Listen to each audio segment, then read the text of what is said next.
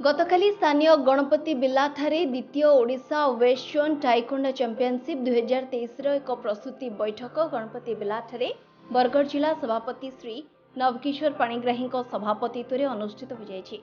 उक्त बैठक में टाइकोंडर राज्य साधारण संपादक श्री मदन मोहन भंज मुख्य अतिथि भाव जोगदे आगामी 3 दिवसीय एप्रिल 14 रु 16 पर्यंत बरगढ़ में वेस्ट जोन चैंपियनशिप रूपरेख विषय आलोचना कर बैठक में 11टी जिलार जिला प्रतिनिधि जोगदे आसंता एप्रिल 14 रु 16 तारीख होगा वेस्ट जोन कार्यक्रम में 350 जन टाइकोंडो छात्र छात्री जोगदेवे बोली जिला संपादक मत प्रकाश करते।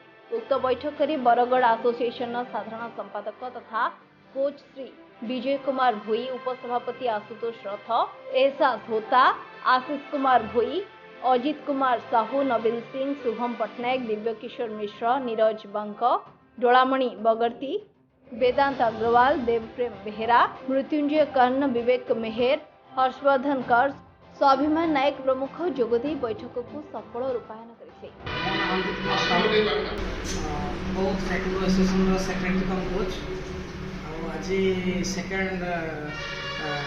Western Odisha championship preparatory meeting होता बहुत उच्च कोटीर आलोचना ये होता।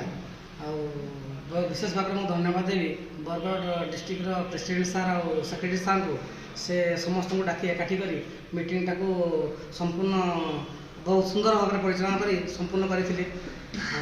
आम तो योजना करूँ अधिक पिला आनी चैंपियनशिप को सफल मंडित करने चेष्टा करें। बरगढ़ आशुतोष रथंक रिपोर्ट, रियो न्यूज।